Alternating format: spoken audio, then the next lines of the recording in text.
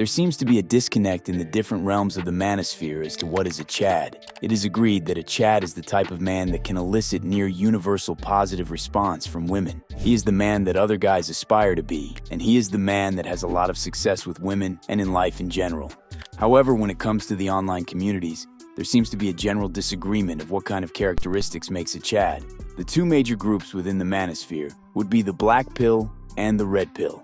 Black pillars believe that most of your attractiveness comes from your facial attractiveness and height, while red pillars believe that almost any man can become a Chad if he improves his fitness shape, social skills, overall status, and wealth.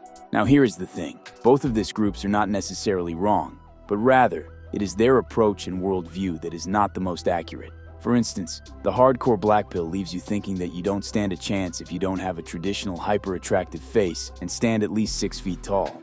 On the other end, the red pill just tells you to go to the gym, make more money, talk to more people, and learn new skills. What I try to tell you, this country, you gotta make the money first. Then when you get the money, you get the power. Then when you get the power, then you get the woman. But how many men out there are already doing this and still not seeing success in the dating market? A lot. And this is because the red pill does not address the core issue, that there is a limit in how much attractive an individual can become due to genetic factors. But the black pill community is also not immune to flaws. I noticed in general they are also notorious for exaggerating and making ridiculous statements such as, "Chad can get away with anything." As enticing as your offer is, random hookups are my jam. Although I do appreciate your transparency, not wasting my time. Best of luck in your search. Now, the black pillars seem to operate on this idea that if you're like a, really good looking guy, like every chick is just gonna be down to fuck you. But that's not really the case. They also have a ton of blind spots, specifically when it comes to sex appeal, body, and understanding the true female gaze. These are all topics I've talked about in the past, so if you are interested in learning more, check them out. But where does the truth rely on? Who is right? Well, both groups have their points. In my opinion, you shouldn't be tied to just one way of thinking. I never understood why people get caught up in labels and are incapable of looking at the big picture.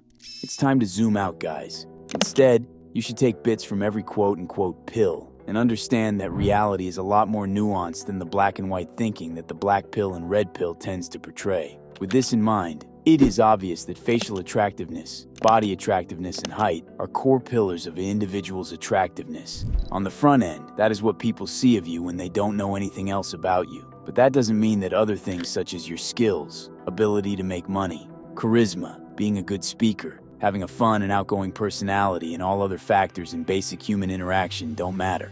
So by now you should have the understanding that everything is important, and instead of thinking on absolute terms such as X or Y being the only thing that matters, you should look at male attractiveness in form of buckets. And the more buckets you fill, the more attractive and complete overall you will be as a man. It would be better to be a 7 out of 10 in all the buckets, as opposed to having severe imbalances such as being an 8 out of 10 in a few categories, and then having other categories where you are below 5 out of 10. The black pill puts most, if not all, of the weight on facial attractiveness and height. So arbitrary if person A has a higher facial attractiveness and is taller, they would be perceived as more attractive than person B. A more red pill approach puts more emphasis on your body attractiveness, status, and wealth. So if individual B has a better physique, has more wealth and status, then he would be perceived as more attractive. But is that how it plays out in the real world? Well, it depends. Let's take a look at this example. Person A is Alessandro Della Sola, and person B is Nick Bateman.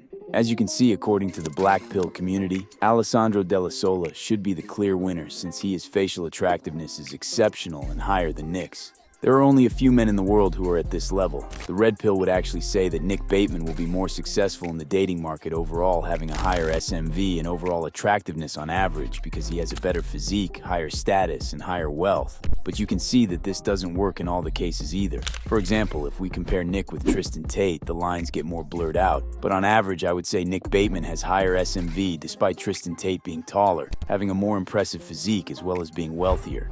Based on observation, there are a few main groups of men who can basically be considered Chads. Men with extremely high levels of looks and regular status and wealth, usually 7.5 or 8+ out of 10 facially in most black pill scales.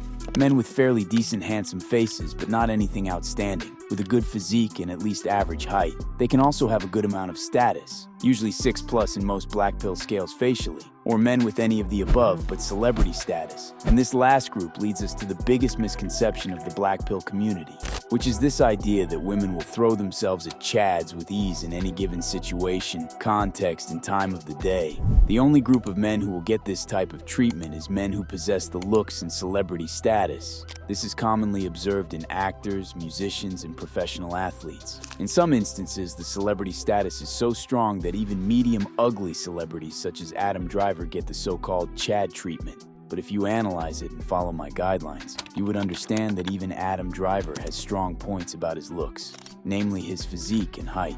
So in most cases, on average, if you belong to Group 1, women are not going to throw themselves at you, but you will get a good performance in online dating. This is not to say that you never get approached. In terms of online dating, the Group 2 is more dependent on what type of pictures they use. For this men, it is extremely important to have a good physique and good lifestyle pictures in order to get a great performance out of online dating.